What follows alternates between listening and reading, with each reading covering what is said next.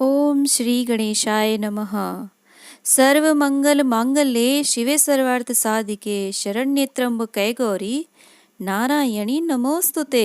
या देवी सर्वभूतेषु शक्तिरूपेण संस्थिता नमस्तस्यै नमस्तस्यै नमस्तस्यै नमो नमः।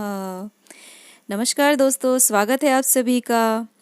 आज हम बताने जा रहे हैं नवरात्र की बहुत ही आसान और सरल विधि, जिसके द्वारा आप बहुत ही कम समय में बहुत ही अच्छा परिणाम और फल प्राप्त कर सकते हैं। इसमें सामग्री में हमने कुछ ये आम के पत्ते ले लिए हैं, ये सिक्का लिया है और रोली है, चंदन है, सुपारी है, छोटी इलायची है, लौंग ली है, कुछ बताशे हैं और धूप बत्ती है, जौ है, कपूर है, हल्दी की गांठ है, फल ये हमने फूल लिए हैं और थोड़े से अक्षत लिए हैं और हमने थोड़ा सा गंगा जल भी ले लिया है।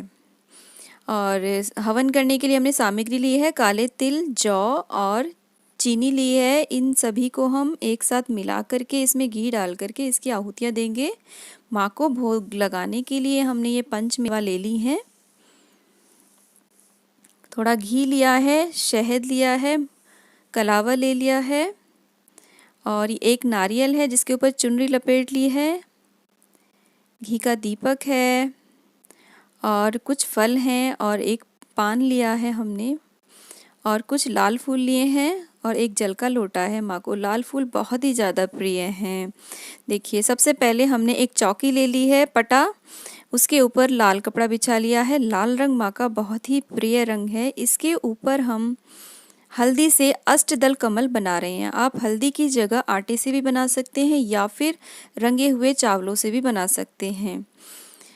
जहाँ पर चूहे की समस्या होती है वहाँ पर इसे हल्दी से ही बनाना ठीक रहता है।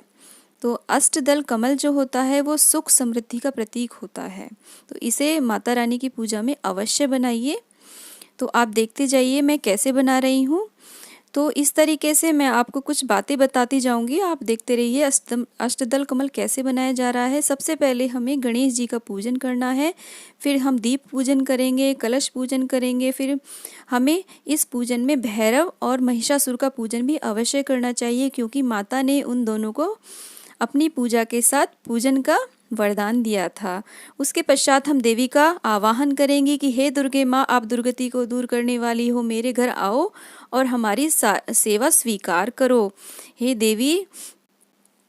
उसके पश्चात देवी पर गंगा जल के छींटे देकर उन्हें स्नान शुद्धिकरण कराएंगे। माँ को वस्त्र चुनरी अर्पित करेंगे, माँ को टीका लगाएंगे और माँ को श्रृंगार अर्पित करेंगे, फल अर्पित करेंगे, पंचमेवा अर्पित करेंगे, मिष्टान अर्पित करेंगे, फूल चढ़ाएंगे, दीप प्रज्वलित करेंगे और माँ का जय जयकार लगाएंगे। देखिए, अष्टदल कमल में ये अनाज भी रखना बहुत शुभ होता है। मैंने अक्षत डाल दिए हैं और जौ डाल दिए हैं।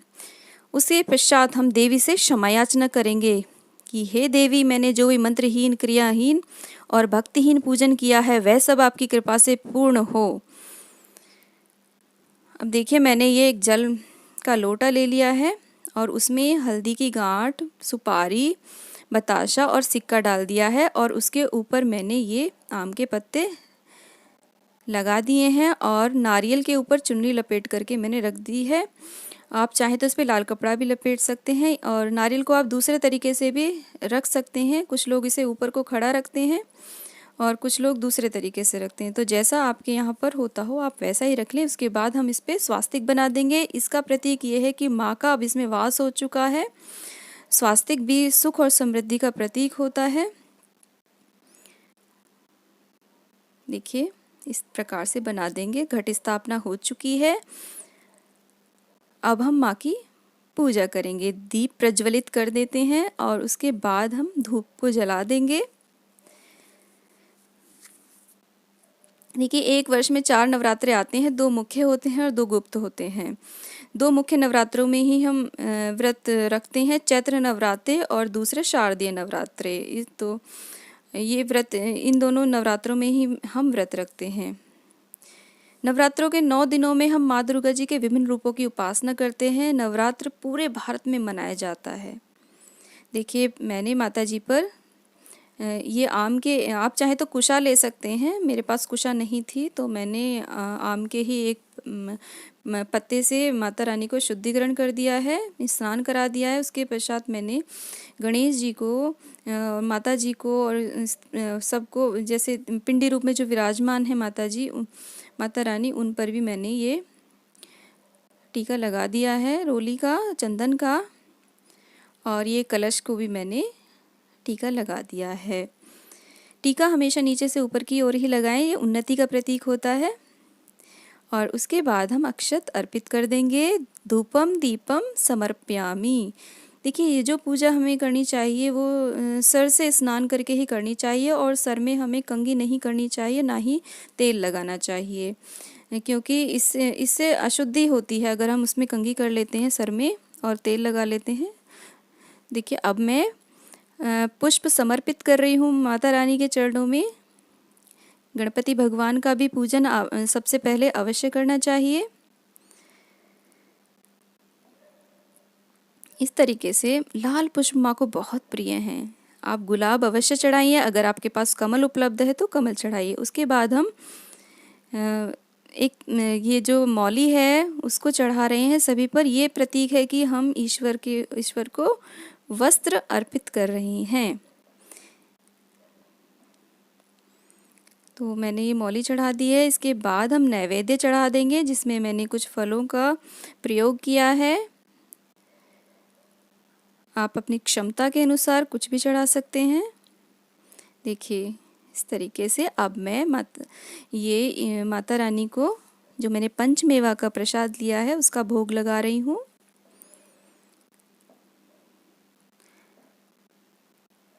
इसके पश्चात मैंने माता रानी को बताशे, मिष्ठान स्वरूप बताशे का भोग लगा दिया है।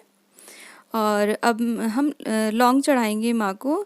लौंग जो होंगी, अगर आप शादीशुदा हैं तो लौंग का जोड़ा चढ़ाएं, अगर आप शादीशुदा नहीं है तो आप एक लौंग चढ़ाएं। देखिए, इस तरीके की टूटी हुई लौंग बिल्कुल भी ना चढ़ाएं, जिसका जो फूल ऊपर का टूटा हुआ हो, आप देखकर ही लौंग चढ़ाएं। लौंग एकदम से साबुत होनी चाहिए, उसका ऊपर का फूल टूटा हुआ नहीं होना चाहिए। तो ये सावधानी आप रखें। लौंग चढ़ा दी है माँ को। अब हम देखिए, ये पान ले लिया है हमने, माँ को पान अर्पित करेंगे। पान के ऊपर हम ये लौंग रख देते हैं,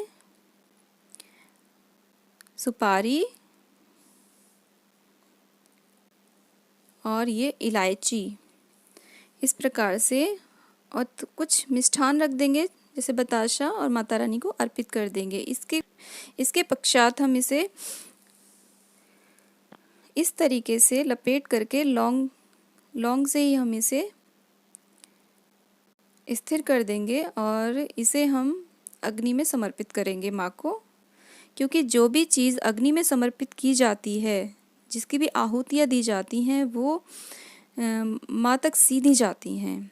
तो अब हम हवन की तैयारी कर लेते हैं। देखिए, जो सामग्री है, इसमें मैंने सामग्री में ये सारी चीज़ों को मैं मिक्स करके इसमें घी मिला रही हूँ। इसमें आप गूगल और लोमान भी डाल सकते हैं। आप अगर चाय भी दे सकते हैं, उसका भी बहुत ही ज़्यादा पुण्य लाभ होता है। ये मैंने एक गाय का उपला सुलगा लिया है अच्छे से, उसके ऊपर मैं घी डाल रही हूँ।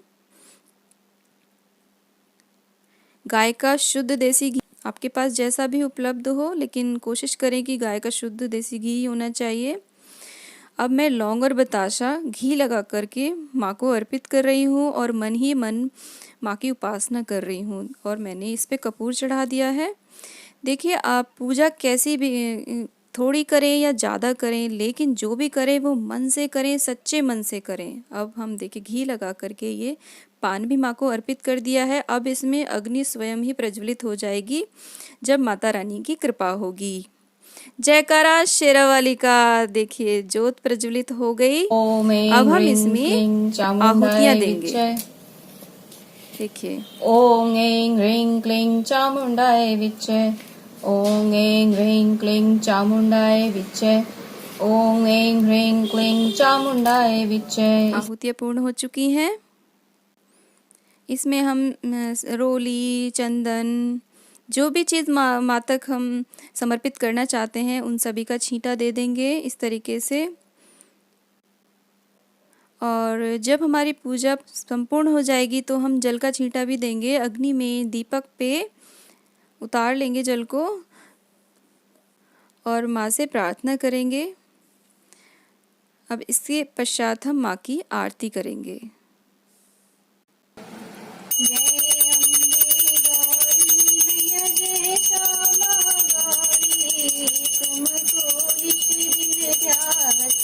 हरि ब्रह्मा शिवरी मैया जय अम्बे गौरी, मांग सिंदूर विराजत टीको मृग मद को, मैया टीको मृग मद को। उज्ज्वल से दो नयना, उज्ज्वल से दो नयना, चंद्र वदनी को, मैया जय अम्बे गौरी। इसी प्रकार से आप संपूर्ण आरती कर लें। आप चाहें तो दुर्गा सप्तशती का पाठ कर सकते हैं, नवदुर्गा की पुस्तक पढ़ सकते हैं, दुर्गा चालीसा का पाठ करें, देवी कवच का पाठ अवश्य करें, अर्गला स्तोत्र का पाठ कर सकते हैं, दुर्गा सप्तशती का पाठ कर सकते हैं। अपने समय अनुसार आप कोई भी पाठ कर सकते हैं। इस प्रकार से आप दुर्गा माँ को मनाइए और दुर्गा माँ आप पर सदैव कृपा बनाए रखे।